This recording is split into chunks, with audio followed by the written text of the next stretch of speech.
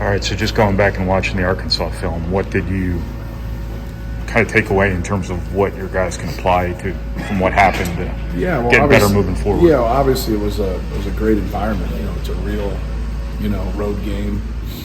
Obviously it doesn't count on your record, but in terms of their athleticism, their length, I think that's something that's really going to help us with some of the teams that we're going to play here in November and December.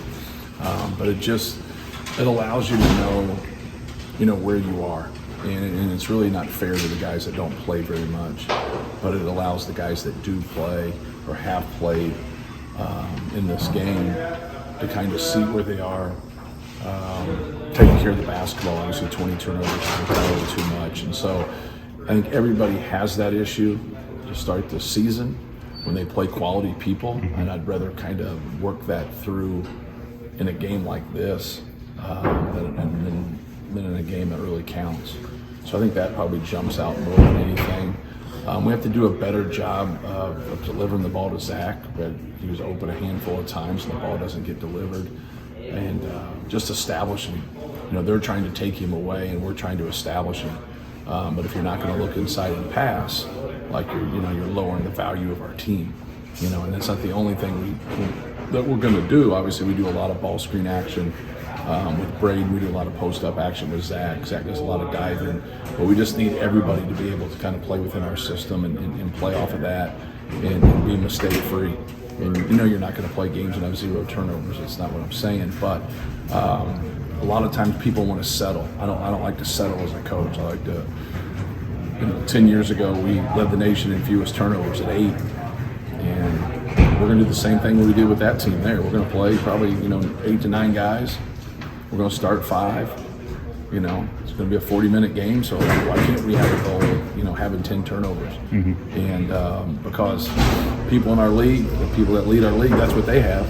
And so we've led our league before. We've led the nation before. And so to me, I think that's the challenge, is to be able to be aggressive and also take care of the basketball. And then defensively, we got to do a better job of protecting the paint, keeping the ball out of the paint. I think that we gave up way too many layups in the game. We need them to score. They made some tough shots over us. We also fouled jump shooters. And so we had a handful of plays where we're fouling them on jump shots, and you absolutely don't want to do that. It's a cardinal sin in basketball. Make them make shots over you. You're getting what you want, even if they make it.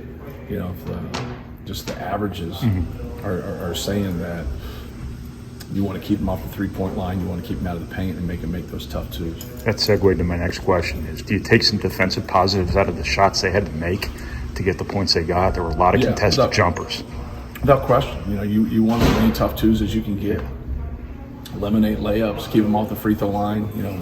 Even when they make the tough ones, don't worry about it. Go to the other end and keep playing.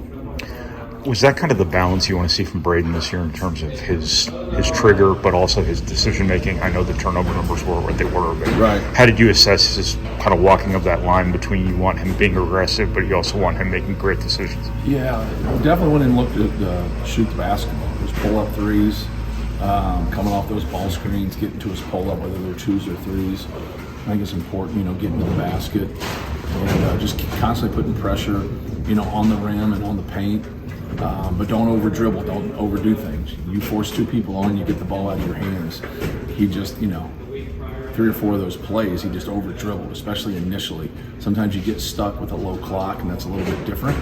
But when the possession is starting and you're losing the basketball, what's the hurry if nothing's there? Just probe the defense and get the ball moving. Was there anything that surprised you, but anything that kind of stepped out positive that you were a little surprised by or weren't expecting on rewatch? When you have a deep team, it's hard to play everybody, to be frank. You want guys to be able to play more minutes, especially when they deserve to play more minutes, but you only get 200 minutes.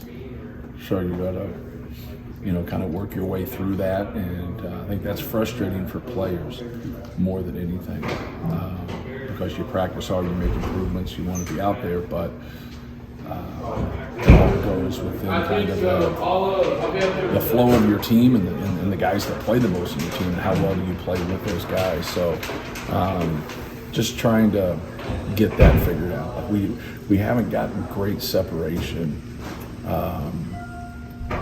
with some of the guys that are at the wing position. Like they've all done some good things, but there's just been no separation, and that's what we need to see happen, because we got some guys there with some ability, especially some shot making ability, but we got to get it to where we know what we're doing, know what's going on, know what we want defensively, execute on the offensive end. I think that's an important piece.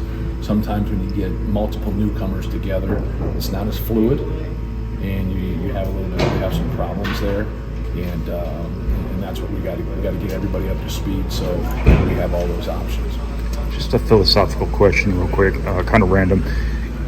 When guys are helped off on the perimeter, do you want them taking that open three every time, or do you want them moving the ball more? It depends where just with shot clock, where the clock is and who they are, and how well they shoot the basketball. Obviously, if you're a guy that can make 40% of those, anytime you get open looks, you want to take them. And but now are you open for a reason, right? Now if those guys are open for a reason and they don't shoot as high as percentage, now I think probing the defense makes a lot of sense and moving the ball. It's really hard to give that answer in theory as a whole, or philosophically, like you said. It's more situational. Defensively, they had some success isoing against smaller guards compared to them. Is that something you expect to see, especially with Ade down low, teams wanting to get him away? Yeah, we switch off a lot of things. He had a lot of success guarding it. If you go back and stat that, I think people will take things and stereotypically look at him when he gets into ISOs like he's the one that's in trouble, when in reality, if you go and look at all the ISOs that he had a lot of success with it. I prefer us not to foul people like when they shoot it. Like we just had some careless fouls. We fouled a 3-pointer, we fouled 2 pull-ups. Make them.